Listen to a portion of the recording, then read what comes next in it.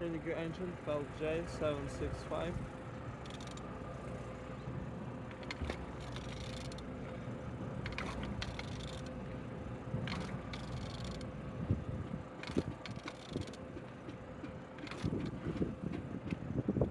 Turning good. At the front engine looks good, as you can see. It's all compressor without any damage. Same as well like on this side. Everything nice. Starter not broken, as you can see. It's all on the gearbox. Everything's good. And on this side, everything's nice with engine. Altimeter in good conditions. Looks like new. Engine's turbo without any damage. And on the top, all connectors good.